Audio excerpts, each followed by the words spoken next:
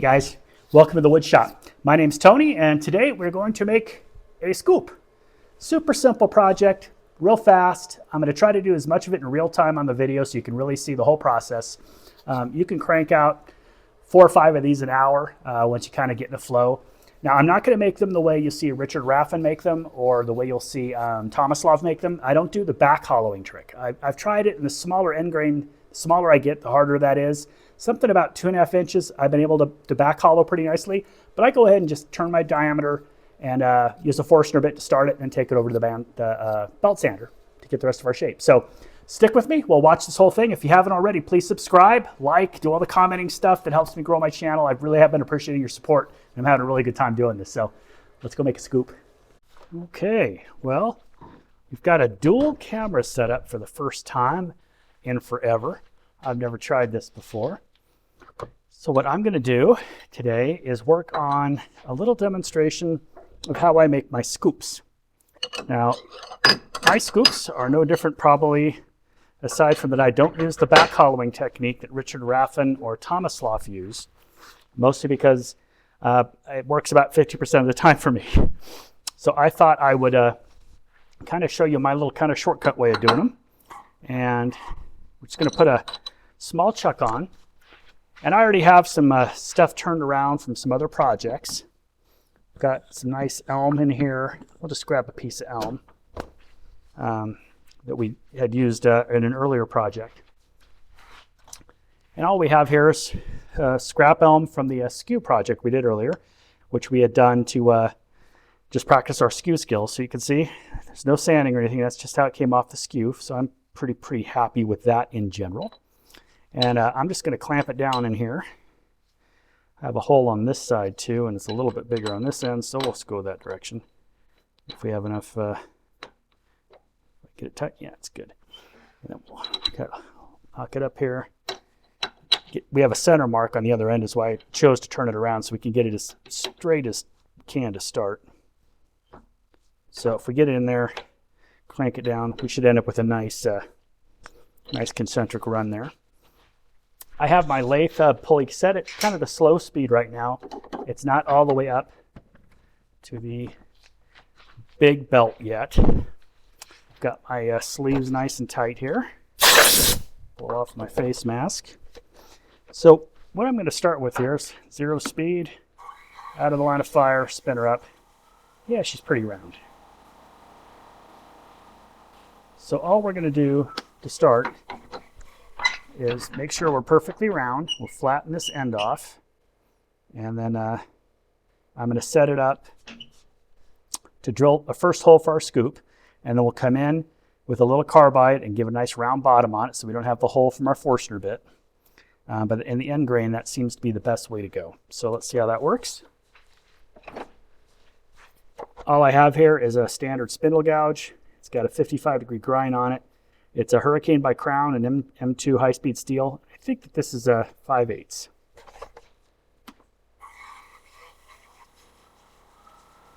So the first thing we'll do is we'll just get her nice and round.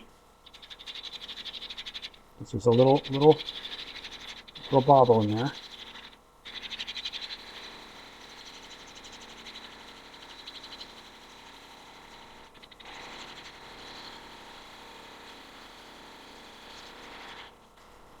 Go back the other direction carefully here.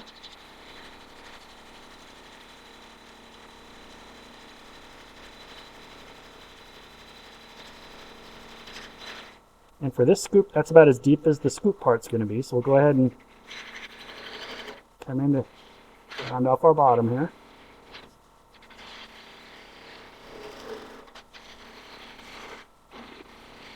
Not going to take too much of this mass away yet because we'll want it to drill our hole, but we do want a nice, obvious end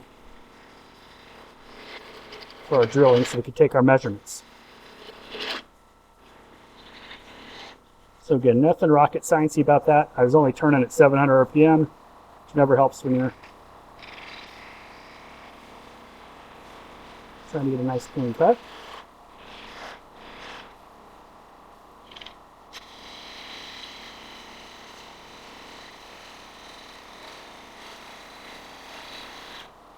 Now Now, one of the things that my wife asked for, if I was going to go out and make some of these, was if I taper the front of it a little bit, more like fingernail style. So that will make it hollowing it out a little bit more challenging, but it also, it's what she asked for, and the wives usually know what other wives are going to want when we get to those craft markets.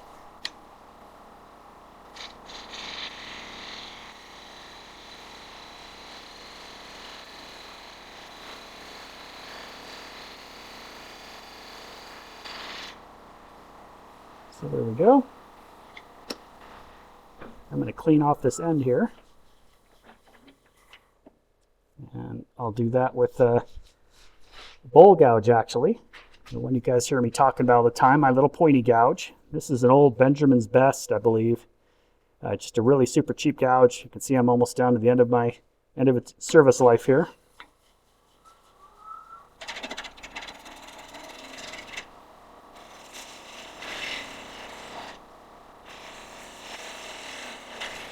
It really eats up this end grain now, coming into the side like this. I can get a nice straight cut.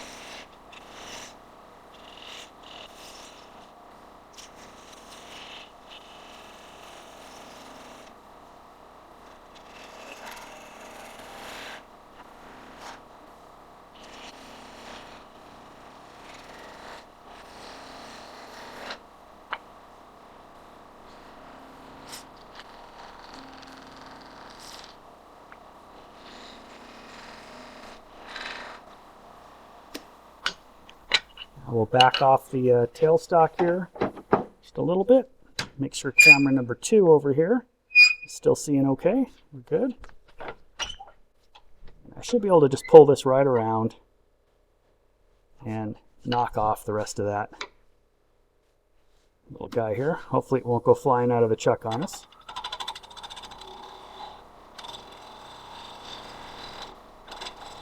Trying to put all my pressure into the headstock.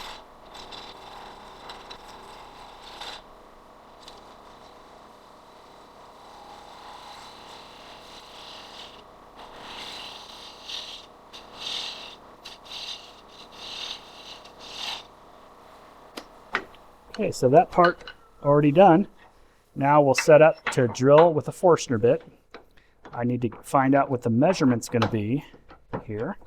And over here on my handy dandy magnet, I've got a little steel rule.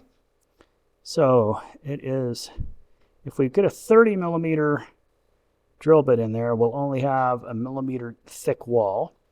So I think we're going to have to go down to my next size, which is an inch. But 1 inch is going to leave a pretty thick wall. So that'll give us a little bit of meat to hit with the carbide to pull that out and hollow the inside.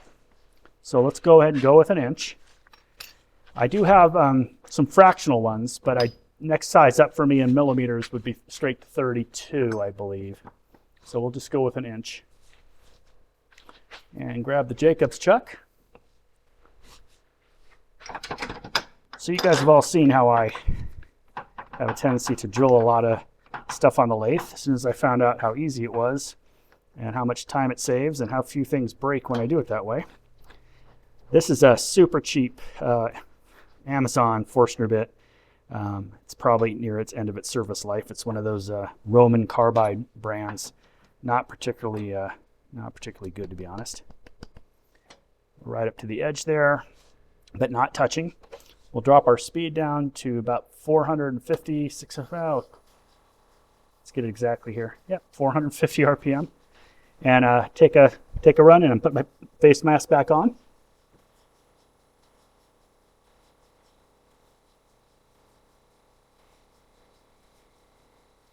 Oh, I didn't get the Forstner bit tight enough. There we go.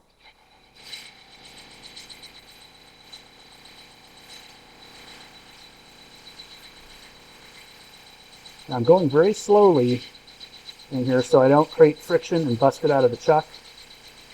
Getting fire going or anything like that. Sometimes you're going into end grain, it'll get hot quick. You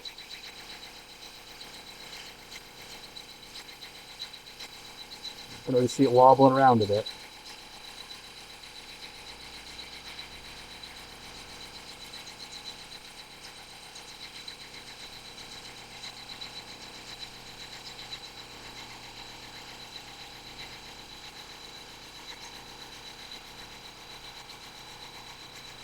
got really good ejection of our shavings right now.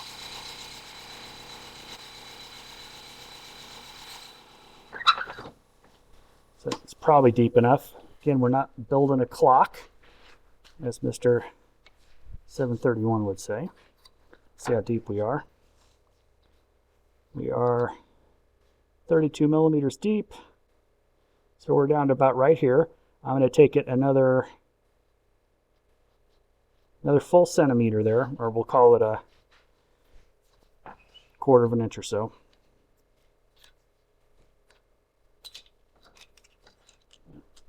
Started back up.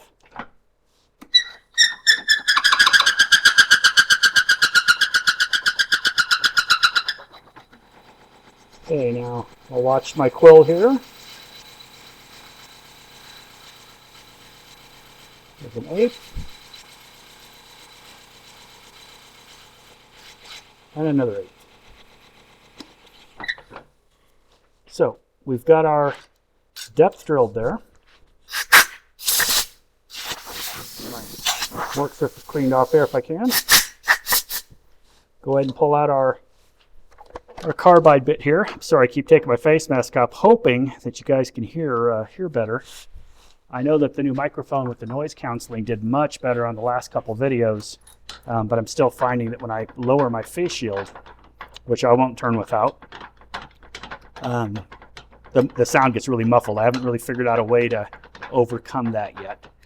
Someone recommended putting the mic in the face shield itself, like putting a magnet, putting it on the side, and just turning the volume, the gain down on the microphone. So I might give that a try later, but right now let's try to finish this this project up as is. So again, I have a super cheap carbide hollowing tool here. Oops, I just knocked them all over. So it's the standard one from Amazon that you guys have all seen a million times. This one, I could probably rotate this one more time, but I think we still have a nice edge on it in the last couple projects. And our goal will be, I'm gonna have to move the tailstock off, it looks like, is to just get in there, clean up the edge, and then get to the bottom and just dome it just a teeny bit. We don't need to do anything crazy here.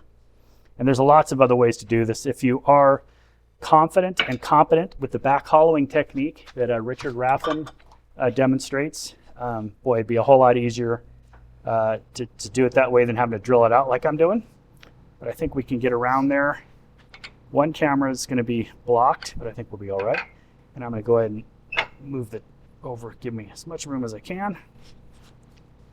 Okay, start with about 800 RPM. Trying to stay out of the camera angle here, so forgive my things look a little funny.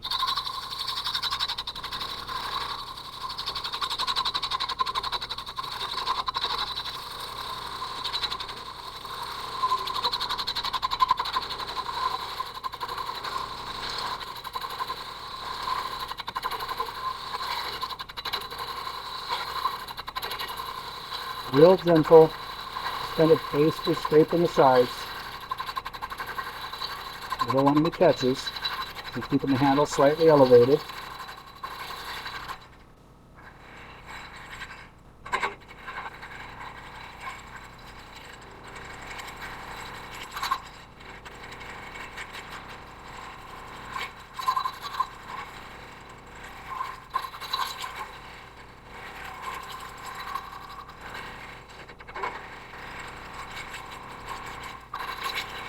You have to do all of this by feel.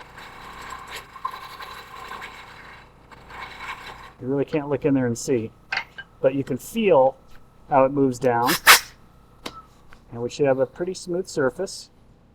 We have one little nub in the middle, so I'll have to probably get down at a funny angle to get under there to lift that out. But and then we'll be able to sand.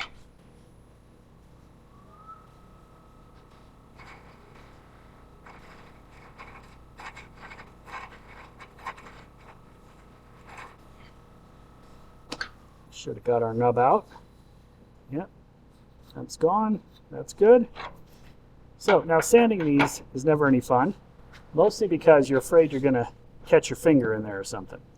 So these little emery style sandpapers here. Get them in a whole kit for, 12 bucks or so. Try to get the length I'm going to go here. And just kind of cup it a little bit. Now, one finger can be in there at a time, but you don't want to wrap it around because if it catches, just pull your finger down. So I'm going to turn my speed way down.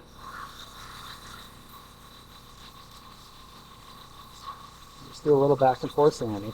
This is just what do we have here? 150 grit. Just want to clean up the inside surface a little bit.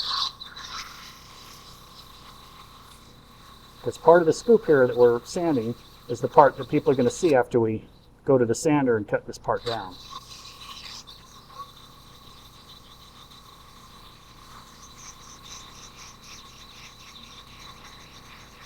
Going back and forth, blow her out, and nice smooth surface. All we're worried about is the kitchen utensil, and we want to make them fast enough that they're profitable for us, right? So got that done. So the next part of the process is to finish our shape and make our little handle. We can also thin it at this point if we think it's a little too thick or bulky. And I'm looking at mine. I don't like how thick that is, so I'm going to probably bring it down maybe a quarter of that distance if everything cooperates with us. And we still have the option of bringing our tailstock up with a little block. So I'll get don't think I have my big cone center out right now. This one looks like it'll fit. Might have to crank out this quite a ways. Let's see. I think that's going to hit the bearing though, so that won't work for us. So I'm just going to go ahead and grab a little block of wood. This is why I keep all my little offcuts and stuff, because you never know what you're going to be working on, where they'll come in handy. So I have one here that already has a center hole in it, and it's a nice little cone. So that's going to give us a little bit of support there. So we can now thin this down without much worry, and it's not held in tight. See, I can spin it here, but it will give us support when we get in here to thin that down just a bit. Nothing crazy, but again, this is an aesthetic choice for me. It's not rocket science. So I'm going to grab my crown, my 1/2 inch spindle gouge. I'm going to crank her up to as high as she goes here, about 1200 RPM.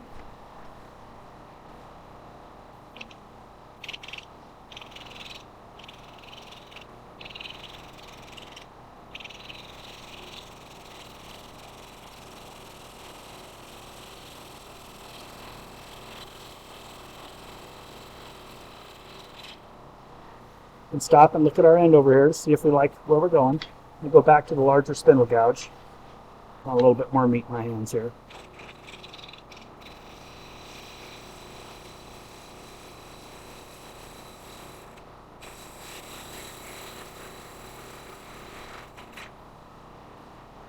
Now we're down to this one. Now we just need to flatten it out a little bit here.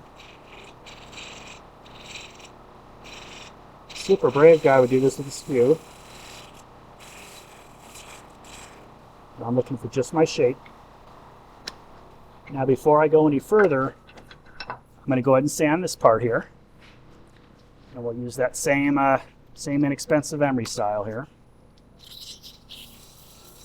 And I'm keeping my dust collector off for your hearing pleasure right now.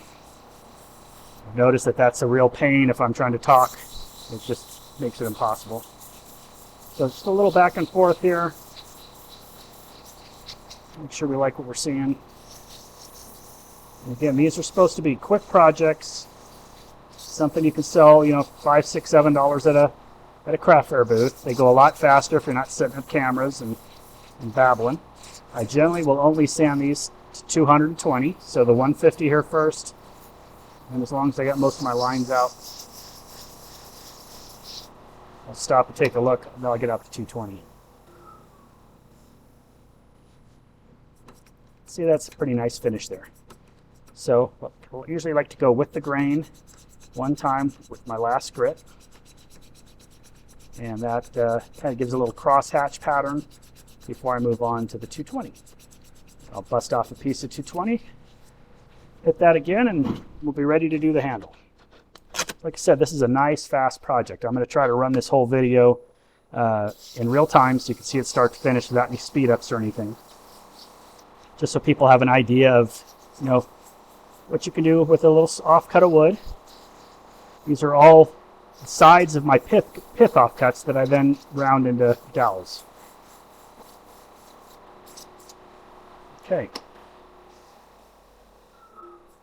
Like the way that feels. Looks nice, you can see there. So now we'll go ahead and we'll make a handle for it. And we'll be a little gentle here, but we can use anything. Spindle gouge is what I'm going to be using here. So we're still too high.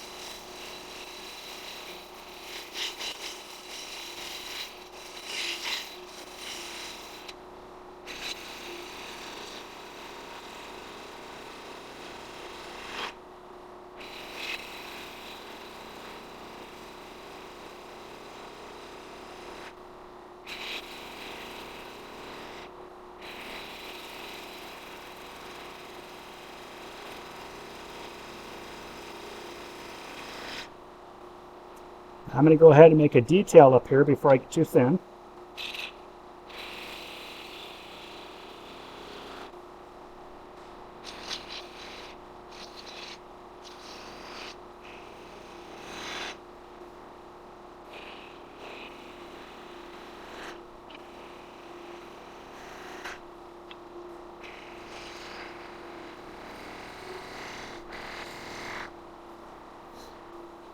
Still a little big for a bead, but we'll take care of that.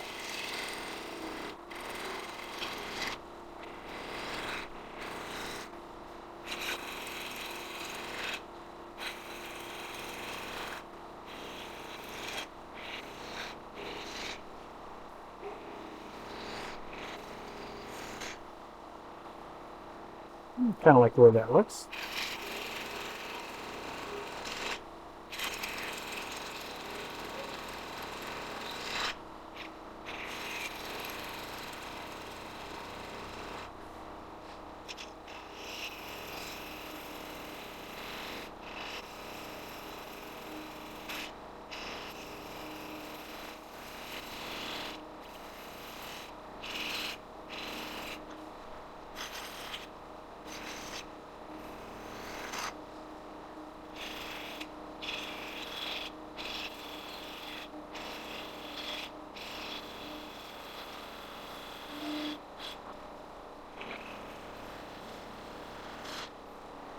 Okay, now we're going to shave this down into the handle in the back.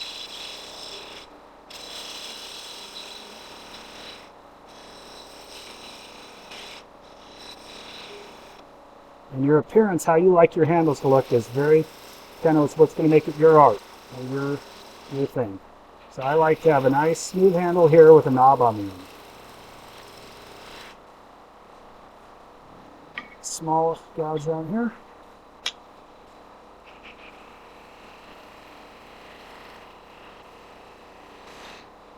Tighten up that bead a little. I want this to be straight.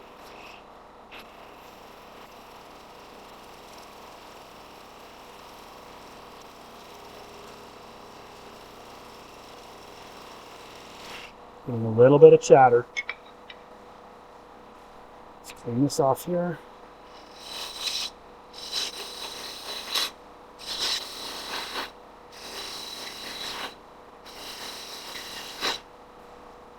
I'm going to go ahead and smooth these two angles together.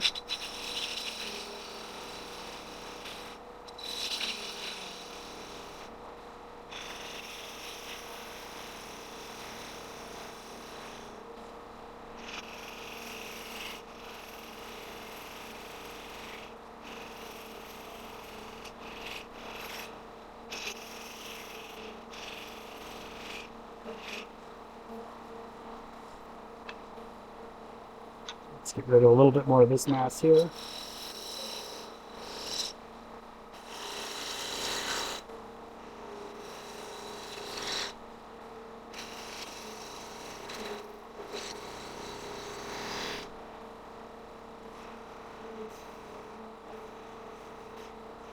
I'm just kind of cleaning up the little details there to save myself some sanding time.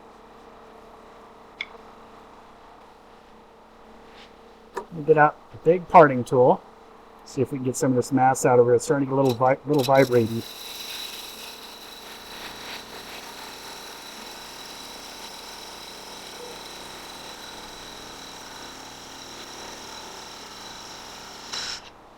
And now we can round over the rest of that, make the bottom a little rounder.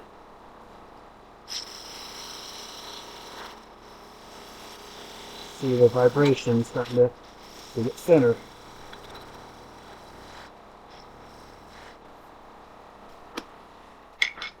So that's basically it. It's got a little handle here for your scoop. Scoop's on this end. We'll go ahead now and do a final sanding. Make sure we don't have any tear out anywhere on our sharper lines that we like. I have this one little detail here I'm not sure I like. I'm going to go ahead and get rid of that real quick. Again, just using the crown 1/2 inch bowl gouge, or 1/2 inch spindle gouge. Okay. And then all there is now is to sand it, throw some finish on it, and then we'll take it over to the sander, and I'll show you how we get the scoop shape on the front.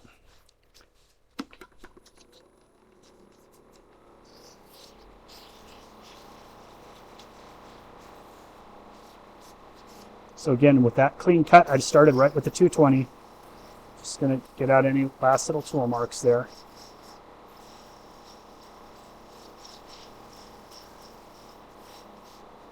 And it is a very handmade thing, so I try not to get too crazy with it.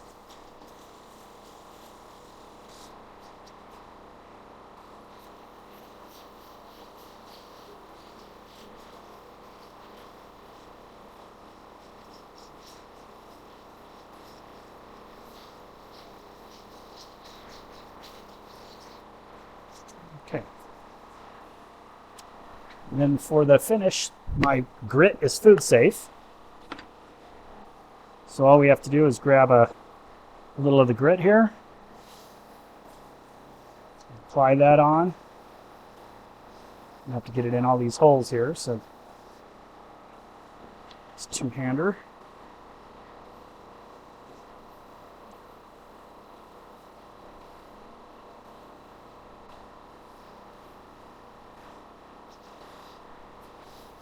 And we just work it in.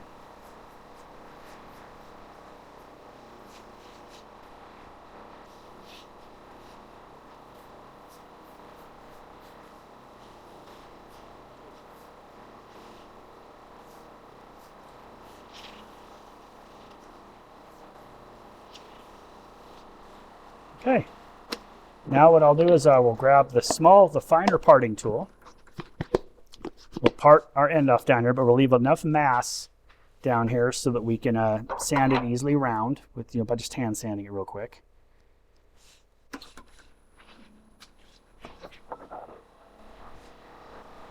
So hand around, gently holding it.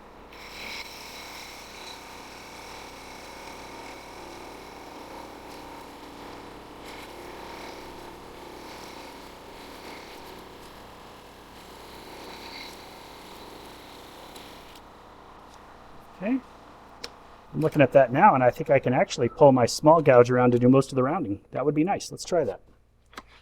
This isn't how I normally do it, though, to be honest. A little high. And we got to get that bevel in there.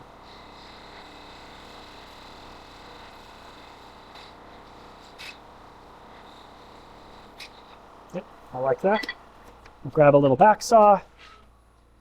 The world famous Harbor Freight $4 back saw when they have their little sales. Just nip the last of that off as far away from the scoop as we can get. That's all it took. Boom. And we've got our scoop body. So now we're going to take that over. I'm going to sand this off by hand, probably on the belt sander. And then we're going to now take this to the belt sander, and then we'll finish the inside. So let me set up for that, and we'll be right back. I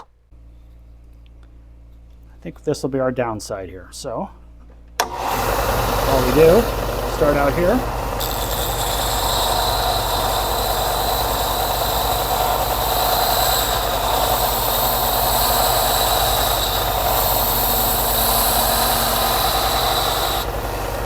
We're going to keep going down until we get the final shape that we want.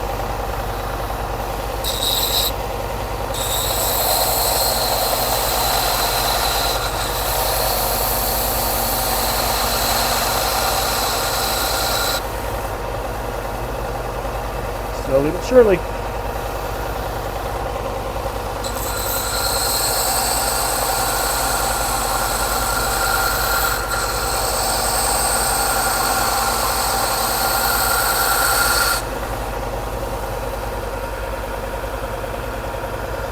So that's the basic detail of what we're going to go for. Now I'm going to go ahead and take it back a little bit further here.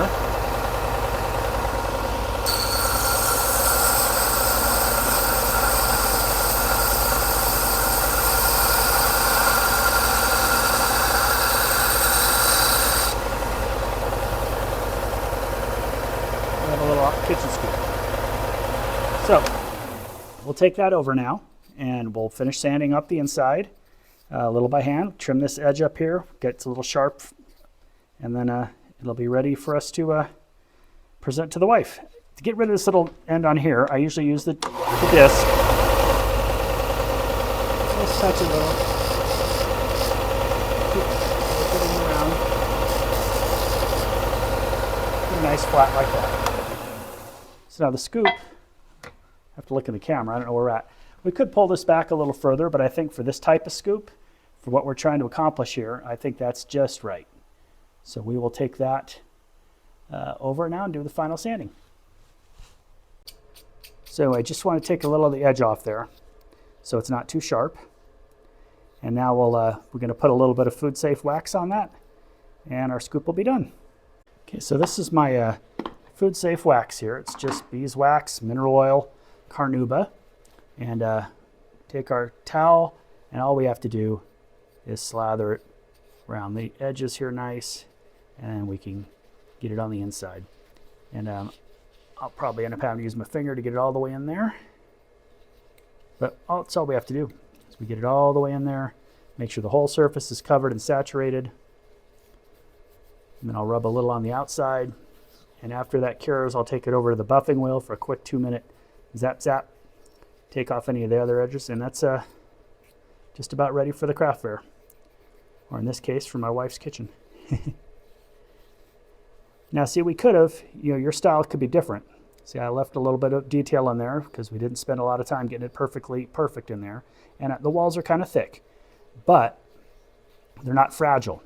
When I make them thinner than this, yeah, they're pretty and decorative, and they look very, very fine, but they don't work long term. And I have customers who don't want one where they drop it on the floor and it breaks, or something as simple as tipping something over on the counter ruins their little $10 or $5, depending on the size of the scoop investment. Oh, I didn't put any on the nib. I must put some on the nib. So just put a little dollop in that end grain there, rub it in. And look what we got. We got our little kitchen scoop. Well, I hope you enjoyed that little quick tutorial and something you can do with your scrap wood. Fun project, doesn't take a lot of tools, always sells well. I usually probably make 24 of these before every show, and I usually sell 5 or 6 of them per craft fair. People just like them, they're cute. Something anybody can pick up for their mom or dad, a little coffee scoop or something. Anyway, again, thanks for joining me out at the shop today. If you haven't already, I'd really appreciate your subscription.